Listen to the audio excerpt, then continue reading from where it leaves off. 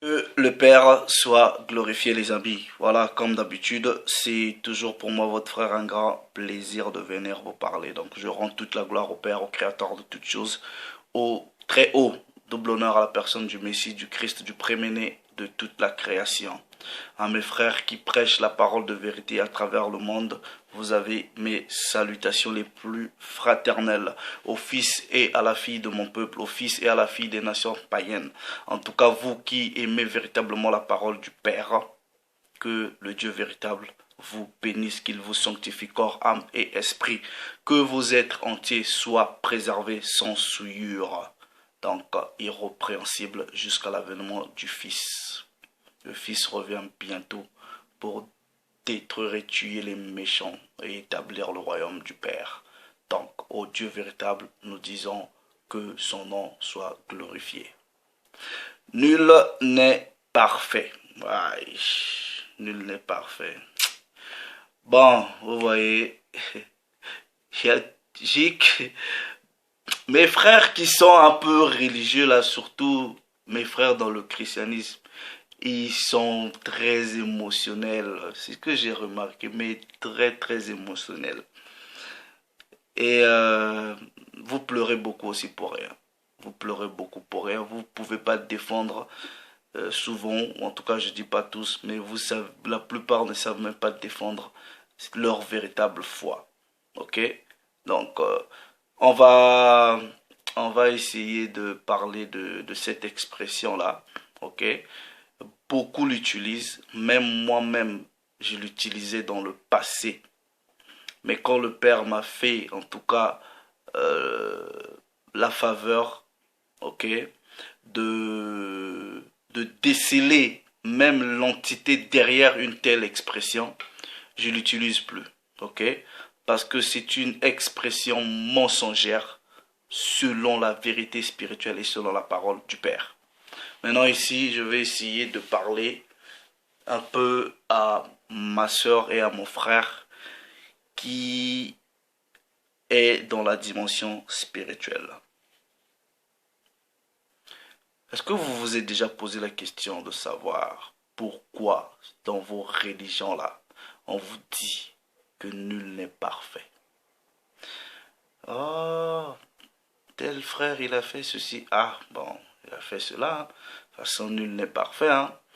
Telle sœur, elle a fait ceci. Ah, bah, nul n'est parfait. Hein, nul n'est parfait. Hein, nul n'est parfait. Hein.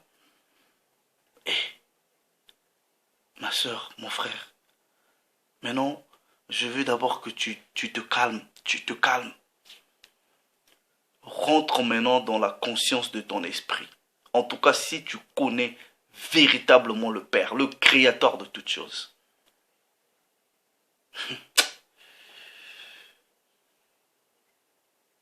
Est-ce que dans la nature même de l'être qui t'a créé, est-ce que tu es incapable d'atteindre la perfection? Mais non, je sais que la plupart de vous, comme vous aimez bien être, c'est pas que vous aimez, vous êtes déjà frappé de délire, d'aveuglement et de tâtonnement d'esprit. Vous allez commencer à dire, ah, mais la Bible dit tout, tous ont péché et sont privés de la gloire de Dieu. Je reviendrai sur ce sujet pour vous prouver, en tout cas selon les Écritures, que votre doctrine satanique du péché originel là est une abomination.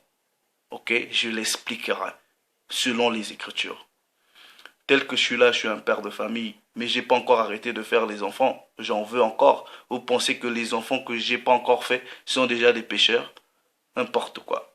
Mais non, parce que la parole dit quoi? Le péché est la transgression de la loi. On devient pécheur que quand, au moment où vous transgressez la loi. S'il n'y a pas de transgression de la loi, vous ne pouvez pas être pécheur. Voilà, un point, un trait. Ok? Mais non. Vous pensez que le Créateur, mais vous avez été créé à l'image du Père. Ok? Quand j'étais à l'école, je sais pas, on appelait ça quoi? Symétrie. Vous voyez le A et le A'. Ça veut dire quoi? que les mêmes propriétés qui se retrouvent dans l'objet, ce sont les mêmes propriétés qui doivent se retrouver dans l'image. En tout cas, les mathématiciens, vous pouvez me corriger, parce que c'est des trucs que j'ai étudiés peut-être il y a 20 ans passés. On va dire ça comme ça. Voilà.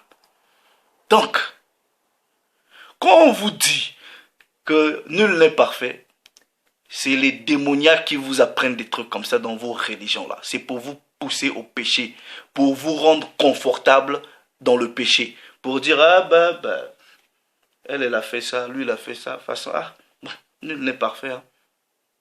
Non, non, non, non, non, non, non. C'est un démon derrière cette expression. Parce que la perfection est un cheminement. Ok?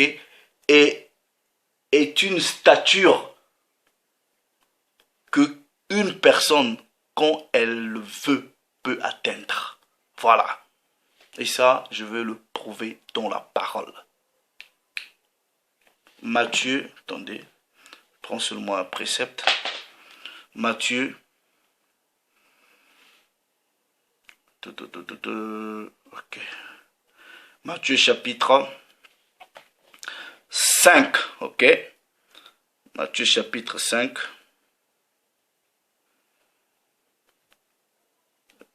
Verset 48. Alright? Ça, c'est le Mashiach qui parle. Alright? Il dit, Christ, soyez donc parfaits. Soyez donc parfaits.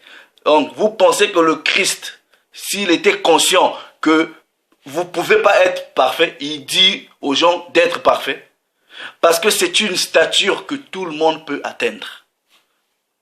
Soyez donc parfaits comme votre Père Céleste est parfait. Vous avez été créé à l'image du Père. Si lui il est parfait, donc vous pouvez atteindre cette perfection. Donc le nul n'est parfait là, les démons qui vous ont inspiré ça, veulent vous rendre confortable dans le mal. Matthieu chapitre 19, ok.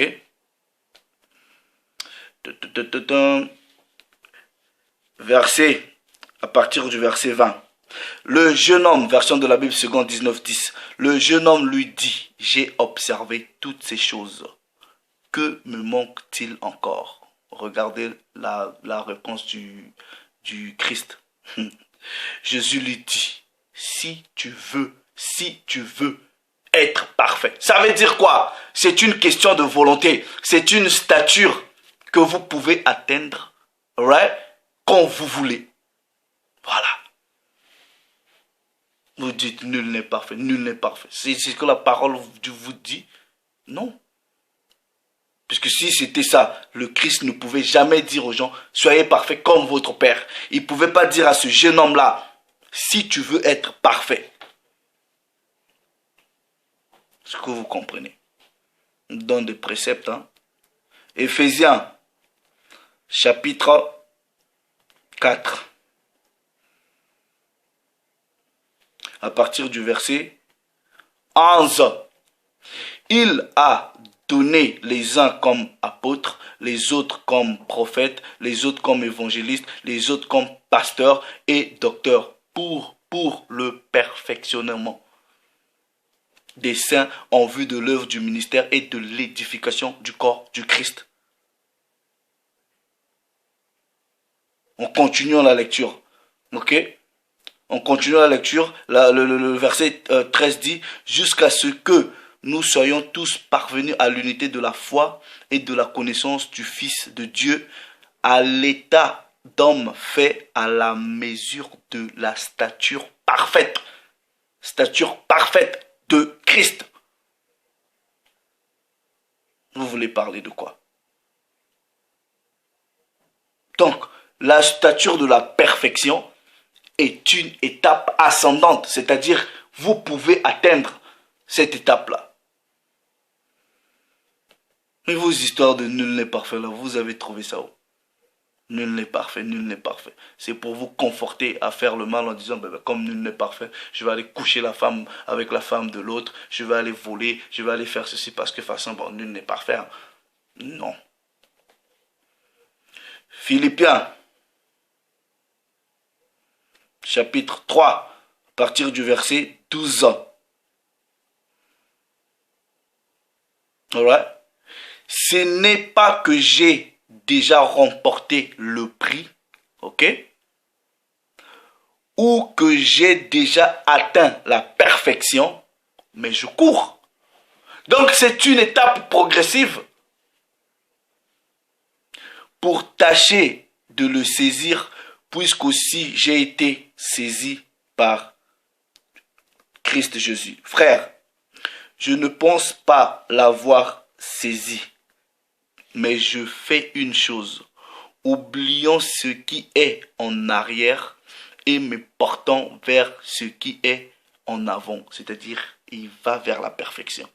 Il dit, Paul de Tarsin, je cours vers le but pour remporter le prix de la vocation céleste de Dieu en Jésus-Christ. Nous tous donc, qui sommes quoi? Parfaits. Vous voulez parler de quoi? Ayant cette même pensée. Et si vous êtes en quelque point d'un autre avis, Dieu vous éclairera aussi là-dessus. Nul n'est parfait, nul n'est parfait. Vous parlez de quoi? Moi-même, j'étais victime de cette hérésie-là. C'est une stature que vous pouvez atteindre quand vous voulez. Paul il dit là, nous qui sommes parfaits. Le Christ dit au jeune homme dans Matthieu 5, si tu veux être parfait. Donc, on vous conforte dans le péché, en vous faisant croire, nul n'est parfait, nul n'est parfait, nul n'est parfait, nul n'est parfait. Non. Si vous voulez être parfait, vous pouvez atteindre cette stature-là. Mais non. Il y en a qui vont venir commencer à me parler des histoires. Péché, oh ceci, oh ceci. Je prendrai quand même le temps, ok? Parce qu'il y a beaucoup de choses à faire. Il y a le travail, il y a la famille, il y a les choses de Dieu. Il y a un temps pour tout. Donc je ferai quand même une vidéo, alright? Pour expliquer les histoires de péché originel là. Bien dans le contexte biblique. Donc, frères, sœurs, nul n'est parfait là. N'est pas une vérité, c'est un mensonge. C'est un gros mensonge démoniaque de Satan.